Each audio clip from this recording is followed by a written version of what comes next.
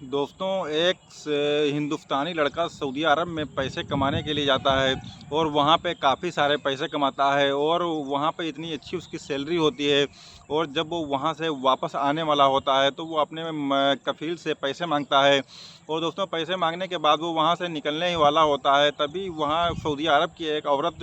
जो कि उसके ऊपर बलात्कार का इल्ज़ाम लगा देती है और मामला बहुत ही ज़्यादा हाईलाइट हो जाता है। मामला हाईलाइट होने के बाद ये मामला वहाँ की अदालत तक पहुँच जाता है और अदालत में जब इस बात की सुनवाई होती है तो वो लड़का वहाँ पर इस बात को खुद कबूल कर लेता है कि हाँ जज साहब, मैंने इसके साथ एक बार नहीं बल्कि कई बार जो है नाजायज़ संबंध बनाए हैं, कई बार इसके साथ मैं सोया हूँ और इसके साथ सोने में मुझे बहुत ही ज़्यादा मज़ा आता था।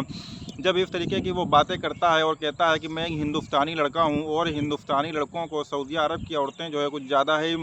अच्छी लगती हैं और वो उनके साथ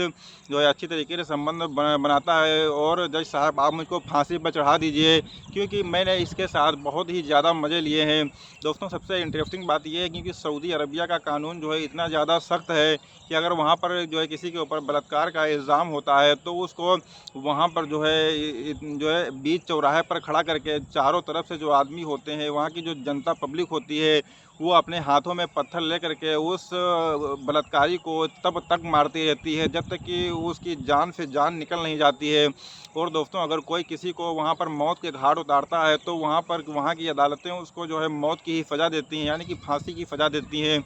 तो इस तरीके का वहाँ का जो है कानून होता है। और दोस्तों, इसके बाद इस कहानी में क्या होता है, दोस्तों आप आखिर तक इस कहानी में हमारे साथ बने रहिए। दोस्तों, आदाब, नमस्कार, मैं शादाब खान। अगर आप हमारे चैनल पर नए हैं तो प्लीज़ आपसे हाथ जोड़ के रिक्वेस्ट है कि आप हमारे चैनल को सब्सक्राइब ज़रूर कर लीजिएगा और एक लाइक ज़रूर कीजिएगा, क्योंकि आपके एक लाइक करने से हमारा बहुत ही ज़्यादा हौसला बढ़ता है। और कमेंट में अपना नाम और अपना पता ज़रूर लिखिएगा ताकि अगले एपिसोड के लास्ट में मैं आपका नाम ले सकूं। दोस्तों, चलते हैं सीधे कहानी की तरफ। दोस्तों, ये कहानी दरअसल भारत का एक राज्य है राजस्थान, और राजस्थान में जो है अजमेर के पास एक गांव पड़ता है। वहाँ का एक रहने वाला लड़का जिसका नाम शमसुल होता है, वो शमसुल जो है उसकी जो है कुछ ही दिन पहले शादी हुई थी और जैसे ही उसकी शादी होती है दोस्तों, उसकी बीवी उसके घर पर आती है और उसके साथ वो रहती है। रहने के बाद उसकी बीवी ये फैसला ले लेती है कि हमारा आदमी जो है वो शमसुल वो नामर्द है और मैं इसके साथ किसी भी तरीके से नहीं रह सकती हूँ। दोस्तों, उसके बाद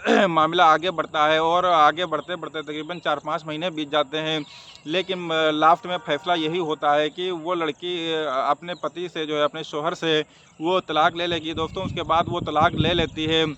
और तलाक लेने के बाद उसकी बहुत ही ज़्यादा समाज में बदनामी हो जाती है शमसुल की, क्योंकि वो जब तलाक लेती है तो तलाक में स्पष्ट कारण यही देती है कि हमारा जो शौहर है वो नामर्द है और उससे कोई भी जो है बच्चे पैदा नहीं हो सकते हैं। इस तरीके के उसके ऊपर इल्ज़ाम लगाए जाते हैं तो वो वाकई में बहुत ही ज़्यादा दुखी हो जाता है और दुखी होने के बाद वो दुखी मन से अपनी बीवी को तलाक दे देता है। दोस्तों, तलाक होने के बाद वो बहुत ही ज़्यादा परेशान रहता था, तो इसी दौरान वो सोचता है कि क्यों ना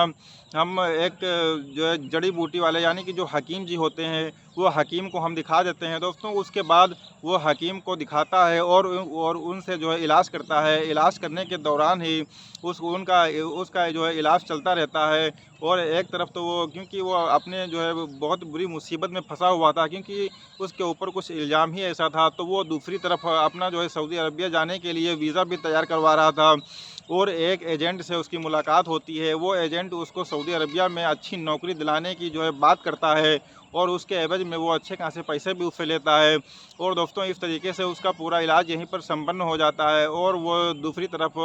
सऊदी अरबिया अपना वीज़ा लेकर के वहाँ पर जिस काम के लिए वो उस एजेंट ने वहाँ पर भेजा था, उस काम के लिए वो वहाँ पर चला जाता है। और जाने के बाद वो उस काम को बहुत ही अच्छी तरीके से मन लगाकर कर रहा था, लेकिन दरअसल जिसके वहाँ वो काम करने गया था, जो कफ़ील उसको वहाँ पर मिला था, वो बहुत ही ज़्यादा सख्त रवैये का था और वो 20-20 घंटे उससे काम लेता था, यानी कि 24 घंटे में वो उसके साथ 20 घंटे काम लेता था और उसके 4-5 घंटे ही केवल आराम के मिलते थे। तो इस तरीके से वो बहुत ही ज़्यादा परेशान हो गया था, क्योंकि उसकी सैलरी बहुत ही कम रखी गई थी और उसको काम भी बहुत ख़राब दिया गया था। तो इस तरीके से वो बहुत ही ज़्यादा परेशान हो जाता है और परेशान होने के बाद तकरीबन 4 से 5 महीने बीतते हैं और बीतने के बाद वो उस कफ़ील के यहाँ से भाग जाता है।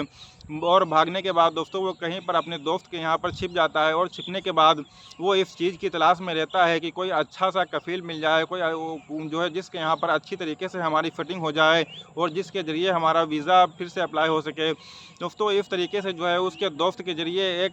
जो है कफ़ील से मुलाकात होती है। वो कफ़ील का दरअसल जो है जानवरों का, यानी कि बकरे भेड़ियों का और गायों का जो है ये कारोबार था। वो उसको ख़रीदने और बेचने, यानी कि ख़रीद और फ़रोख्त का उसका बहुत बड़ा कारोबार था। तो उसके पास फ़ोर व्हीलर गाड़ियाँ भी चलती थीं, जिसमें जो है जानवरों को इधर से उधर लाया जाया करता था। तो उसको एक ड्राइवर की ज़रूरत थी और ये जो था शमसुल, ये ड्राइविंग भी किए हुए था।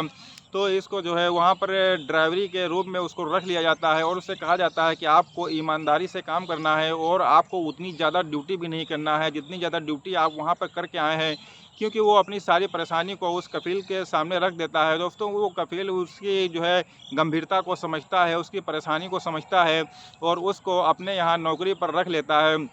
और उसको अपने यहाँ का एक सर्वेंट क्वार्टर भी दे देता है और अच्छी खासी उसकी वो सैलरी भी देता है। वो दोस्तों बहुत ही ईमानदारी और मेहनत के साथ वो उस काम को अंजाम दिया करता था।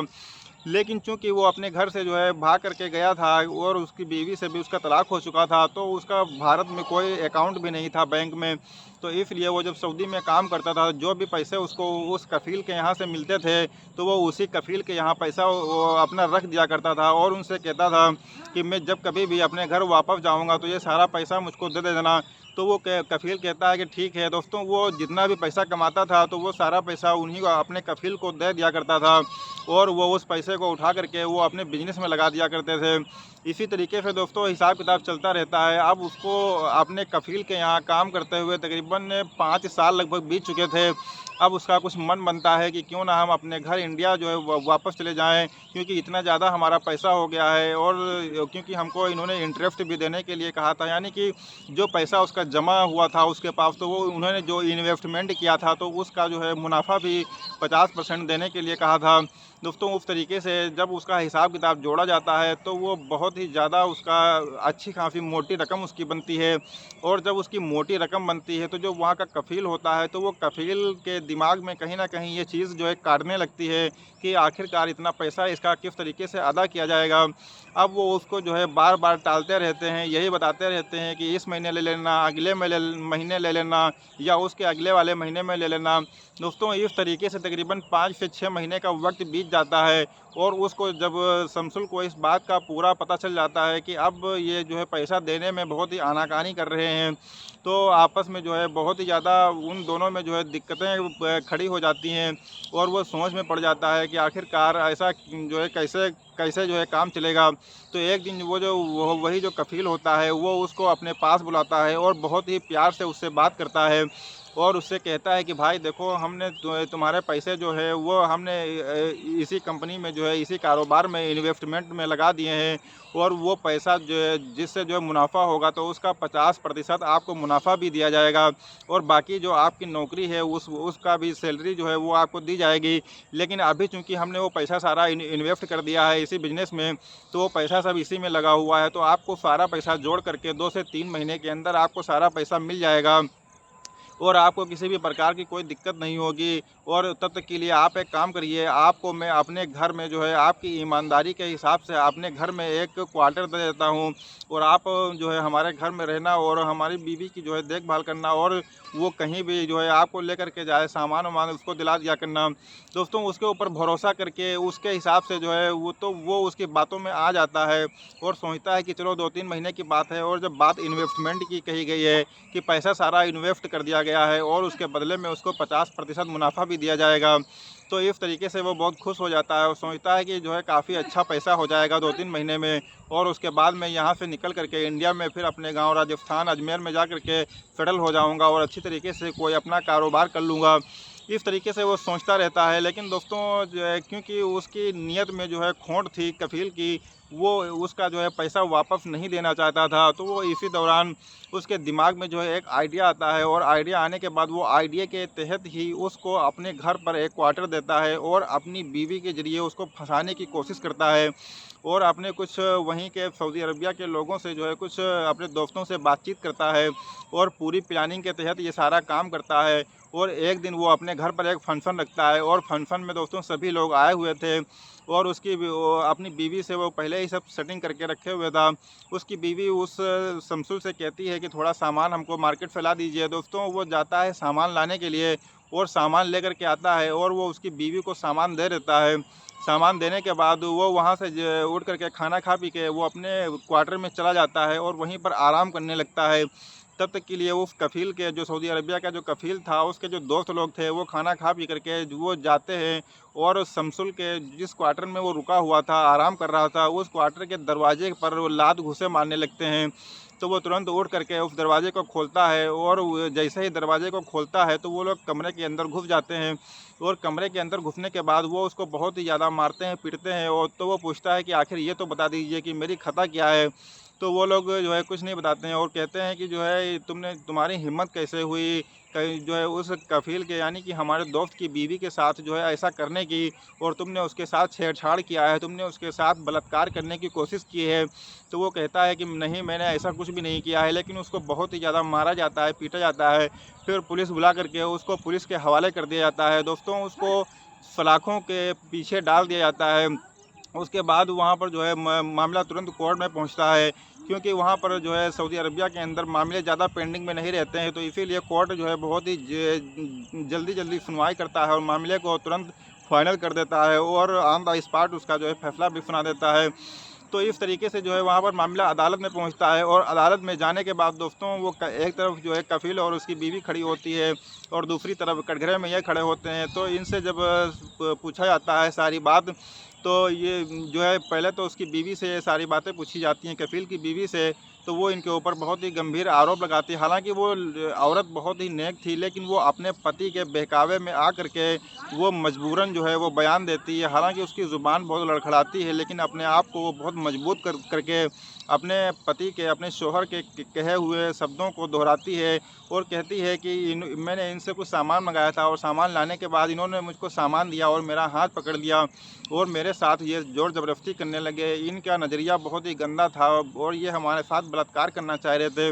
इस तरीके की बातों को वो भरे कोर्ट में कहती है, और कोर्ट में कहने के बाद वहाँ के जो जज साहब होते हैं वो उससे पूछते हैं कि शमसुल से कि तुम अपनी सफाई में क्या कहना चाहते हो। तो दोस्तों वो कुछ नहीं बोलता है, और वो इसी तरीके से चुपचाप खड़ा रहता है, और उसकी सभी की बातों को सुनता रहता है। तभी जो वो उस बीवी का जो शौहर होता है कफ़ील, तो वो कहता है कि जज साहब इसको इतनी सख्त से सख्त सज़ा मिलनी चाहिए, यानी कि इसको डायरेक्टली मौत की सज़ा मिलनी चाहिए, ताकि ये एक नज़ीर बन सके कि कोई भी हिंदुस्तानी लड़का अगर सऊदी अरबिया के लोगों के साथ ऐसा गलत व्यवहार करता है तो उसके साथ कैसी सज़ा मिलनी चाहिए। दोस्तों उसके बाद ये सारी लोगों की दलीलें सुनने के बाद जो वहाँ के जज साहब होते हैं वो इस मामले को पेंडिंग में डाल देते हैं, और अगली तारीख देते हैं कि इस तारीख पर जो है सुनवाई होगी। तभी उसको फिर से जो है जेल की सलाखों के पीछे डाल दिया जाता है। तो वहाँ पर एक से एक कैदी होते हैं, तो इसी दौरान उसकी एक कैदी से मुलाकात होती है, और वो बहुत ही पुराना कैदी था, माना हुआ कैदी था। तो जब उससे उसकी मुलाकात होती है तो वो उससे पूछता है शमसुल से कि आखिर तुम किस जुर्म में यहाँ पर जो है आए हुए हो। तो वो कहता है कि दरअसल बात ये थी कि मैं 5 सालों से कफ़ील के यहाँ पर काम कर रहा हूँ, और मेरा उसके ऊपर काफ़ी पैसा हो गया था, और मैंने उससे कहा था कि जब मैं हिंदुस्तान वापस जाऊँगा तो वो सारा पैसा मुझको दे देना। लेकिन जब मैं जाने के लिए 5 साल के बाद तैयार हुआ, और जब मैंने उससे पैसे की डिमांड की, तो उसने जो है इतनी चतुराई से, इतनी चालाकी से जो है मुझे अपनी बीवी के जाल में फंसा लिया, और फंसाने के बाद दोस्तों जो है मुझको वो जो है सलाखों के पीछे डलवा दिया, और अब मुझको वो फांसी की सज़ा दिलवाना चाहता है। ये सारी बातें वो जैसे ही उसका जो साथी होता है कैदी, वो सारी बातें सुनता है, तो वो चौंक जाता है, क्योंकि वो पुराना खिलाड़ी था, शातिर अपराधी था वो। तो वो इस बात को समझ जाता है, तो उससे कहता है कि तुमको इसमें डरने की कोई बात नहीं है, और दूसरी बात ये है कि तुम्हारी जो सज़ा है वो तो मौत से कुछ कम है ही नहीं। और लेकिन जो है मैं तुमको एक मशवरा देता हूँ, तुम उस मशवरे पे काम करना, क्योंकि तुम्हारी सज़ा तो समझ लो मुकर्रर है कि मौत। लेकिन जब तुमको मौत मिल ही रही है तो तुम एक तुक्का मार के देख लो, और उस तुक्के में अगर तुम जो है कामयाब हो गए, वो तुक्का अगर फिट बैठ गया तो तुम्हारी ज़िंदगी बच भी सकती है। दोस्तों वो उसको सारी बातें समझा देता है, और समझाने के बाद कहता है कि जब अगली तारीख की जो सुनवाई जब कोर्ट में हो तो उसमें जा कर के तुम इन सारी बातों को वहाँ पर बता देना। दोस्तों उसके बाद जब अगली तारीख जब आती है और कोर्ट में सुनवाई फिर से स्टार्ट होती है, स्टार्ट होने के बाद वो उससे जो है शमसुल से पूछा जाता है कि आखिर तुम अपनी सफाई में आखिरी बार क्या कुछ कहना चाहते हो, या कि मैं जो है इस फैसले को सुना दूँ। तो दोस्तों वो बहुत ही ज़्यादा खुश हो जाता है और सीना तान करके खड़ा होता है, और वो उस औरत की तरफ देखते हुए कहता है कि जज साहब आप कैसी बात कर रहे हैं, मैंने इसके साथ एक बार नहीं बल्कि कई बार जो है इसके साथ नाजायज़ संबंध बनाए हैं, कई बार इसके साथ रिलेशन बनाए हैं, और ख़ुद इनकी मर्ज़ी से बनाए हैं। और लेकिन ये औरत पता नहीं क्यों अपने आदमी से डर रही है, ये सारी चीज़ें छिपा रही है, जो ये पूरी बातें नहीं बता रही है, सिर्फ़ ये इतना ही बता रही है कि हमने इसके साथ छेड़खानी की है, जबकि इसके साथ जो है शारीरिक संबंध बनाते हुए मुझे बहुत ही ज़्यादा मज़ा आता था। दोस्तों वो जज साहब जैसे ही इस बात को सुनते हैं, और वो जो औरत होती है वो जैसे ही इन सारी बातों को सुनती है तो वो सोच में पड़ जाती है, और वो अब अपने कानों पर उंगली रख लेती है। उसके बाद जो है वो चिल्लाती हुई कहती है कि कुछ तो शर्म करो, तुम ये सारा झूठ क्यों बोल रहे हो, क्योंकि और फिर उसके बाद वो औरत जज साहब से कहती है कि इसने मेरे साथ कोई गलत काम नहीं किया है, इसने मेरे जो है कोई गलत काम नहीं किया है, ना तो मैंने इसके साथ किया है और ना इसने कभी मेरे साथ किया है, और ये लड़का झूठ बोल रहा है। तो वो हंसते हुए कहता है, क्या हमने तुम्हारे साथ छेड़छाड़ उस दिन नहीं की थी क्या? तो वो औरत उस टाइम जो है रोती हुई कहती है कि जज साहब आज मैं सच बताने जा रही हूँ, ये इसने जो है उस रात में मेरे साथ कोई छेड़खानी नहीं की थी, बल्कि जो है हमारे पति का इसके जो है इसका पैसा हमारे पति के ऊपर बहुत ज़्यादा हो गया था, और ये सब हमारे पति की जो है हमारे शौहर की ये सारी चाल है, और उसने जो है एक षड्यंत्र रचा था, और उस षड्यंत्र के तहत जो है इसको फंसाने का जो है पूरा इरादा था, ताकि वो पैसा देना ना पड़े। इसलिए इस एक षड्यंत्र के तहत जो है उनके कहे हुए शब्दों को, उनकी बताई हुई रणनीति पर मैं काम कर रही थी। दोस्तों उसके बाद जो है उसके आदमी यानी कि जो कफ़ील होता है उससे पूछा जाता है कि तुम ये बताओ, तुम पूरा सच मामला बता दो, वरना जो है तुमको ज़िंदगी भर जेल की सलाखों के पीछे डाल दिया जाएगा। दोस्तों उसके बाद भी वो कफ़ील जो होता है वो कहता है कि हाँ जज साहब ये बात बिल्कुल सच है, और ये पूरी तरीके से सच्चाई है, और ये हिंदुस्तानी लड़का जो है इसकी कोई गलती नहीं है, ये पूरी तरीके से बेकसूर है। दोस्तों उसके बाद जज साहब जो है उसको अपने पास बुलाते हैं और उसकी पीठ थपथपाते हैं और कहते हैं कि वाकई में तुमने कितनी आसानी से जो है पूरे फैसले को पलट दिया और पूरी सच्चाई सामने ला करके रख दी। आज अगर कहीं तुम अपनी जो है सफाई में कुछ ना कह पाते तो आज मैं तुम्हें कोई सज़ा ऐसी दे देता जिससे कि मुझे ज़िंदगी भर जो है इस चीज़ का पछतावा होता। तो वो बहुत ही ज़्यादा दोनों लोग खुश हो जाते हैं। उसके बाद जो है उस औरत को और उसके आदमी को 2-2 साल की सज़ा जो है दे दी जाती है, और उनको जेल की सलाखों के पीछे डाल दिया जाता है, और उनको ये भी हुक्म दिया जाता है कि जितनी भी इसकी सैलरी बन रही है वो सारी सैलरी जो 5 साल की है वो इसको दी जाएगी, और साथ में जो आपने इसका पैसा अपने कारोबार में इन्वेस्टमेंट किया है उस कारोबार में जितना भी मुनाफा आपने कमाया है पर महीने के हिसाब से, तो उसका जो है 50% हिस्सा जो मुनाफे का होता है, जो इसका यह हकदार है, वो इसको पूरा जोड़ करके इसको दिया जाए। दोस्तों उसके बाद वो पूरा ब्यौरा तैयार किया जाता है, और जितना भी पैसा उसका बनता है वो सारा पैसा उठा करके उसको दे दिया जाता है, और वो बहुत ही आराम से चूँकि जो है वहाँ से सऊदी अरबिया से वो हिंदुस्तान में जो है अपने घर अजमेर चला आता है, और अजमेर आने के बाद दोस्तों वो पूरी तरीके से अपनी ज़िंदगी को एंजॉय करता है, और एक बार वो फिर से शादी कर लेता है, और शादी करने के बाद वो अपनी बीवी के साथ बहुत ही ज़्यादा इस टाइम खुश है, और उसकी सारी दिक्कतें और परेशानियां जिसकी वजह से जो उसको उस टाइम झेलनी पड़ी थी आज से 5-6 साल पहले, उन सारी चीज़ों से वो मुक्त हो गया है और अपनी ज़िंदगी बहुत ही खुशहाल तरीके से काट रहा है। दोस्तों ये कहानी यहीं पर ख़त्म होती है। दोस्तों ये कहानी आप लोगों को कैसी लगी? ये कहानी अगर आप लोगों को अच्छी लगी तो प्लीज़ लाइक कीजिएगा और कमेंट बॉक्स में अपना नाम और पता ज़रूर लिखिएगा। दोस्तों इस कहानी को सुनाने का उद्देश्य किसी की भावनाओं को आहत करना नहीं है, किसी को ठेस पहुँचाना नहीं है, बल्कि समाज में घटित हो रही घटनाओं से सिर्फ आपको अवगत कराना है, ताकि ऐसी घटनाएँ सुन कर के आप अपने आप को, अपने समाज को सुरक्षित रख सकें। दोस्तों मिलते हैं एक नए दिन एक नई कहानी के साथ, तब तक के लिए सब बख़ैर।